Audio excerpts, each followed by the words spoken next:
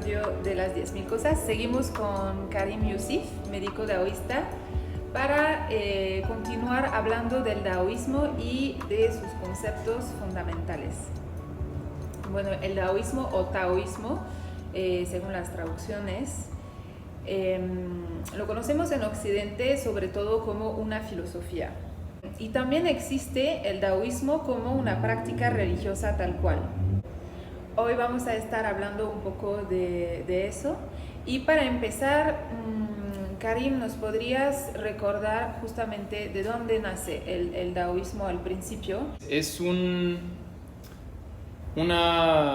corriente filosófica al principio que surge justamente de la unión de dos grandes textos. Uno es el Tao Te Ching, el Lao Tzu, y otro es el texto del emperador amarillo, el Huangdi Neijing, que son dos textos de la dinastía Zhou, ¿sí? Hablando 500 años antes de nuestra era, que describen grandes pautas sobre el Tao. Son dos textos, uno, como hablábamos, que describe qué es el Tao, acercado a este proceso de virtud, por qué nombrarlo de esta forma, en fin. Y el otro es un texto que está dividido en dos partes. El primer tomo llamado Su Wen, que son las preguntas sencillas, que explica las leyes, en gran parte de ciertos procesos de la vida, como movimientos de nuestro planeta, ciclos que tiene, climas, y un acercamiento muy fuerte con el cuerpo, con el ser humano, porque es un texto meramente de medicina, es el clásico de medicina interna. Y en su segundo tomo, llamado Ling Shu, el eje del alma, es un texto de herramientas terapéuticas, principalmente la utilización de la aguja. Entonces, estos dos son los textos escritos en los cuales la palabra Tao surge las primeras veces ya registradas. Entonces es llamada la escuela Huang Lao, de Huangdi y de Lao Tzu, que no tiene que ser, y muchas veces está lejos de un proceso religioso. De hecho, es un concepto de filosofía, de buscar entender procesos, como decimos, de la naturaleza, de la medicina, de la agricultura, de distintas ciencias, que esto, como taoísmo filosófico, se llama Tao Xue, Xue de estudio. Entonces, el estudio del Tao, el estudio del taoísmo, que podemos llamarlo taoísmo en nuestra era, pero si vemos, Lao Tzu habla ya de practicantes anteriores a él, que practicaban el Tao. Posiblemente no tenía el mismo nombre, pero él ya lo está describiendo como una práctica cercana. Entonces, datar sus orígenes es un poco complicado, ya que no hay literatura precedente a esto.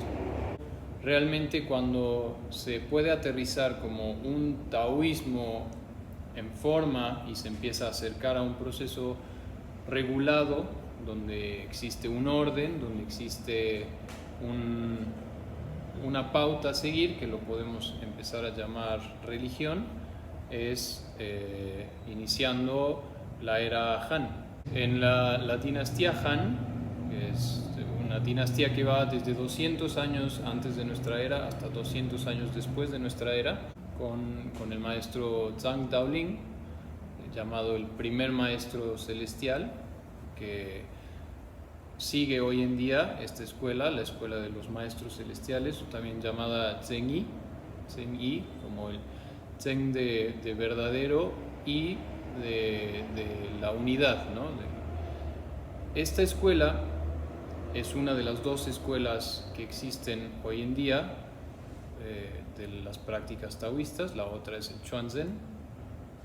Pero a partir de esta época se empieza a formar ya un orden, podríamos decir, con un culto, ¿sí? Más bien un culto, una práctica del taoísmo estructurada.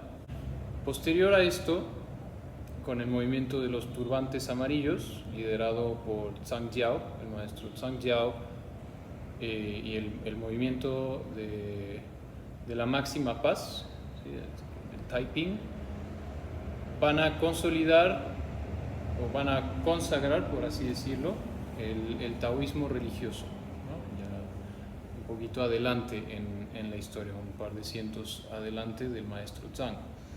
Entonces, esto nos marca hoy en día dos maneras principales, que puede haber más, pero dos maneras principales de acercarse al taoísmo. Una a través de una orden religiosa, una práctica religiosa, que como decíamos está por un lado el Zhenyi y por otro lado el Xuanzhen, ¿no? Dos linajes, dos maneras de ir practicando el taoísmo. Y otra está el taoísmo filosófico, que no tiene nada que ver con un proceso religioso o de culto, que modernamente lo podemos encontrar mucho con el término de Tao Jia de familia, ¿no? De casa, como la gran familia taoísta. Y el taoísmo religioso, el término es Tao Jiao como el orden, ¿no? Como ahora sí estructurado y se mezclan muy bien, ¿no? Existe, por ejemplo, la maestra de mi maestro, mi abuela maestra, la maestra Wu Chengzhen, tiene discípulos laicos, ella siendo sacerdotisa, siendo hasta eso la sacerdotisa más elevada en el taoísmo, es la abadesa del taoísmo, ¿no? Entonces, esto para entender que no hay problema de qué manera se está estudiando.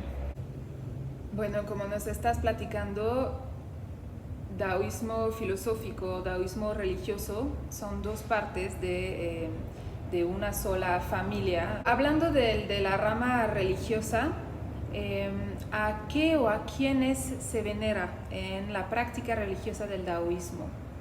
La práctica religiosa va a tener, al ser un concepto politeísta, principalmente atrás de todo, arriba de todo está el Tao.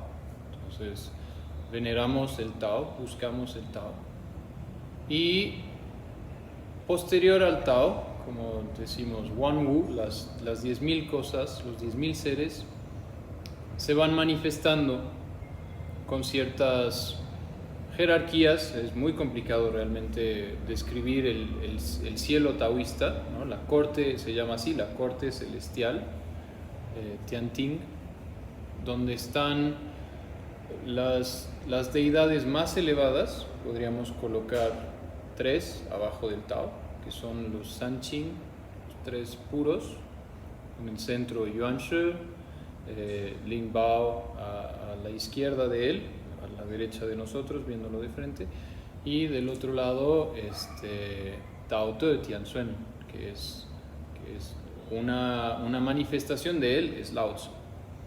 Entonces ellos 3 podríamos decir que son lo más cercano al Tao, como un gran concepto de Trinidad, cercano a los entendimientos también que hemos tenido en Occidente, ¿no? Desde un origen hasta lo que tenemos, podríamos decir, nuestro cuerpo, que sería un lugar donde lo podemos aterrizar. También nuestro cuerpo se va a ir dividiendo en 3 partes, ¿no? Tenemos 3 partes en nuestros dedos. En la medicina china se entienden 3 zonas de funciones en nuestro interior, y abajo de ellos, de los Sanqing, hay un emperador llamado el emperador de Jade, Yu Huang Dadi, que es quien va a poner orden en la corte, quien va como la cabeza, que va a estar ayudando a que todo pueda lograr sus funciones, ¿no? Si vemos siempre la visión china, es una visión imperialista, obviamente. En sus ciencias se ve, en la medicina se habla del corazón como el emperador, como así en el cielo va a haber también un emperador, porque es quien puede poner, no porque sea más, no porque sea el indispensable, ¿no? Sino porque si no hay quien lidere, lo demás puede perder un orden fácilmente. Entonces todo el mundo reporta con él sabe cómo dirigir, hace falta acá, entonces puede encaminar, está sobrando acá, entonces organiza, ¿no?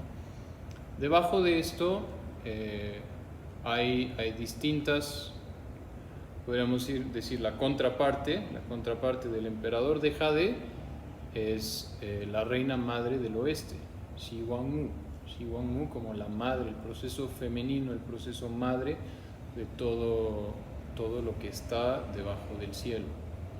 En fin, va bajando, abajo están los 5 orígenes, empezamos a ver, ahora sí, una corte grande, ¿no? Los taoístas vemos una corte grande, una corte de muchísimas deidades, otros seres que han pasado por la tierra, llamados inmortales, que han logrado entender el proceso de vida y ganan su lugar en el cielo, como su lugar en la inmortalidad. Ahora sí, no tienen el proceso necesario de volver a venir a estudiar en la tierra. Nos estás hablando de la corte celestial y de todos esos personajes, deidades, inmortales que se encuentran ahí. ¿De qué manera los humanos mortales en este plano se ponen en contacto con ellos? Seguramente ahí tienen mucho que ver los templos, ¿no? Los templos taoístas. ¿Y cuál es la función del monje respecto a la sociedad y a la comunidad religiosa? Claro, la comunicación existen muchas maneras. Una muy conocida, muy utilizada es a través de la quema de inciensos. La quema de incienso, un proceso que permite entablar a través del humo, de este fuego que va transformando la materia, la vuelve en un proceso más yang, más fácil de tener un acceso al cielo. Se usa mucho, también quema de papeles, hay utilización de escritura, por ejemplo, que son los fu, a veces llamados talismanes, ¿no? Recordar que en la cultura china el desarrollo de las ciencias está siempre relacionado con el cielo, porque a través de la filosofía, como hemos visto anteriormente, buscamos el Tao, buscamos el origen, y el cielo es de los primeros lugares donde este origen va a pasar. Entonces, la escritura es un proceso de conexión entre el cielo y el pincel o el ser humano, por eso es un proceso vertical. En la medicina, la acupuntura es un proceso vertical de conexión del cielo con el cuerpo. En fin, siempre va siendo así. Igual los inciensos son un proceso vertical, se colocan en cierta forma y a través de ahora sí son rituales, prácticas de ritual con ciertas maneras de repetir, con un orden de repetir las cosas, como una metodología, podemos decir una metodología buscando tener un resultado, donde va a estar muy involucrada la sinceridad, donde va a estar muy involucrada realmente el corazón dentro de la práctica, ¿no? El corazón dentro de la práctica, porque el corazón es donde reside el espíritu en la medicina china, los entendimientos de la medicina china. Por eso es el emperador, por eso es quien lleva el orden del cuerpo, que a final de cuentas está en todo el cuerpo, el corazón. Entonces, estas prácticas, como bien dices, el monje o el sacerdote, el abad del templo, su función primero va a ser crear un lugar en el cual esta conexión con el cielo sea fuerte. Un lugar, lo vemos cercano a los conceptos occidentales también, de las iglesias, buscar un lugar especial para construir la iglesia. Muchas veces se construía en lugares altos para que sea lo más cercano al cielo. Igual los chinos, el pueblo del centro construye sus templos normalmente muy elevado en las montañas. Este lugar debe tener ciertas normas, por así decirlo, que faciliten la comunicación. Son lugares de comunicación. Entonces van a tener su manera de ser limpiados, su manera de ser trabajados, y el monje se dedica a cuidar esto para que pueda haber un servicio a la comunidad. Por eso muchos sacerdotes son médicos. Se dice que 9 de cada 10 sacerdotes taoístas son médicos, porque si hay una enfermedad tienen que saber ayudar. Por su entrega es un proceso que viene. Conocen de alimentación, por ejemplo, conocen de Yang Shen, conocen de las emociones, estudian en sus emociones. Es decir, el monje sacrifica su proceso social por un autoestudio para poder entender él y ayudar a quien quiera entender. Entonces, normalmente un monje construye su templo, cuida su templo, atiende a quien está en el templo, ¿sí? Atiende con el té, atiende con preguntas si es que hay, atiende con la atención médica, y estas son las funciones que normalmente llevan. Nos estás platicando del sacrificio social que hace el monje para dedicarse a su comunidad y a su conexión con el cielo. ¿De qué tipo de sacrificios estamos hablando? Primero, el sacerdote escoge su camino por un proceso personal, un interés, unas ganas de entender algún proceso, y a través de esto va a tener, en algún momento, si lo decide, porque esto normalmente se toman votos cuando hay la decisión, decide tomar ciertos votos que lo van a permitir entender un poco más hacia dónde quiere ir. Había momentos donde el maestro nada más permitía que los discípulos comieran comida que fuera regalada. Es decir, no podían ellos ir a comprar lo que fuera y traerlo, sino tenían que ir a pedir, y lo que amablemente les fuera dado era lo que iba a ser la comida del día. Esto hoy en día no es así. Ha cambiado un poco, todavía hay quien practica así, pero no es necesariamente una regla. Pero va a ser una manera de acercarse hacia ciertos procesos humanos, ¿no? Como tener la humildad, tener el entendimiento de qué es un ser humano, de cuáles son las leyes que lo dominan, y empezar un estudio personal. El principal trabajo de un monje es un estudio personal, por eso requiere muchas veces recluirse de la sociedad, recluirse a veces en un templo, otras veces en la montaña, como ermita, para tener el tiempo de estudiar cosas que a veces no darían tiempo en una sociedad.